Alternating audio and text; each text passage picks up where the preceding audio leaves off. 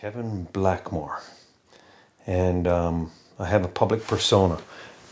That's Buddy Wasisname, which is probably more visible than Kevin Blackmore. Deliberately, I'm normally reclusive when not on stage. A dual personality. So I have this thing where I have to make a livelihood through pursuing entertainment. So other than that, I really relish being obscure, which is odd because I've said yes to this.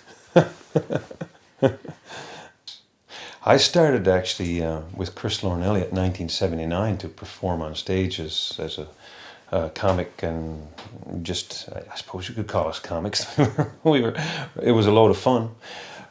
In '82, when I gave up with him, as I told you, I didn't want to go back to entertaining, but I was sort of drawn into it. But it was all of kind of 1987 before Ray and Wayne went at it full time with me. But we had enjoyed perhaps 3 years of going at it on weekends anyway, up to that point.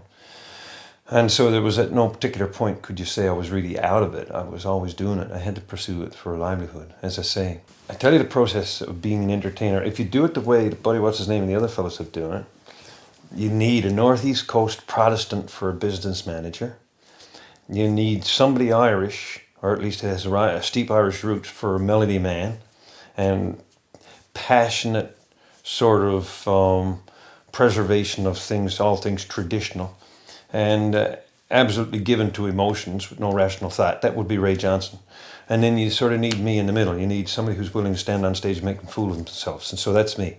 Newfoundland expats, young people who go away, and that's pretty well everybody in rural Newfoundland, when they go away to work in Fort McMurray, Edmonton, Calgary, and all over Ontario and all over BC, they flock to our shows, and they become the biggest sort of part of our audiences, you know.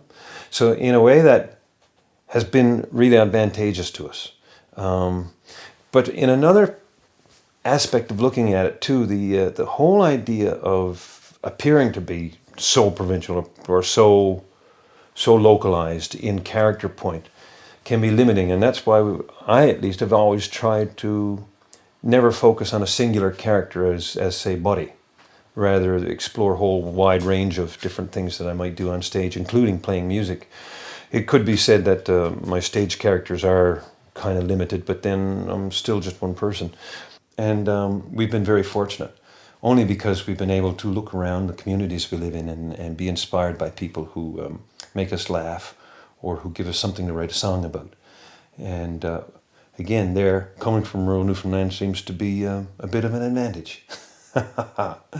Because my parents, and this is all too recent for them, it wasn't my experience, but they know what it's like to have grown up in very little, where you had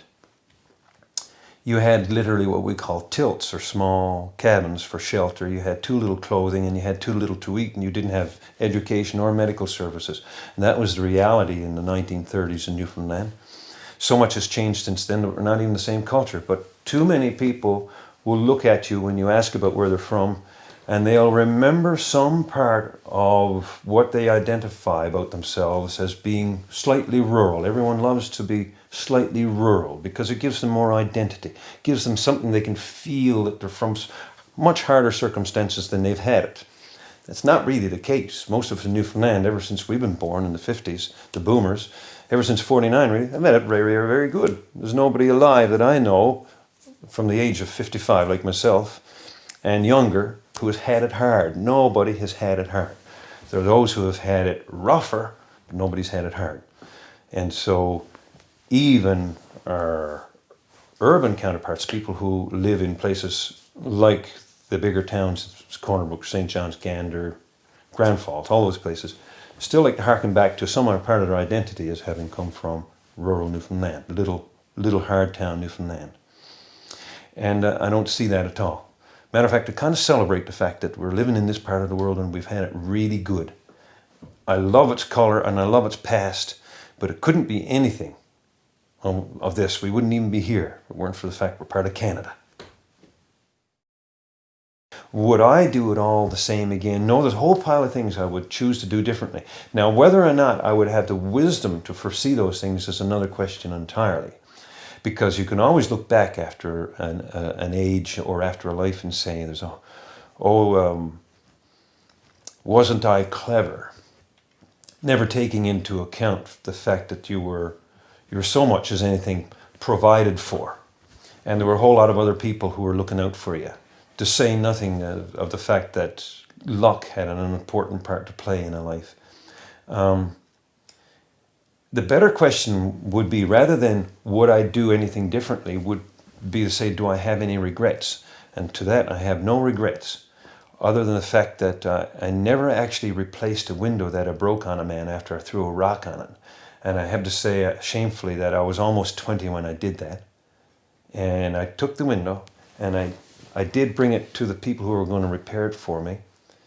And they never got it back to me in time. And I'm really sorry about that. But other than that, I don't have any regrets.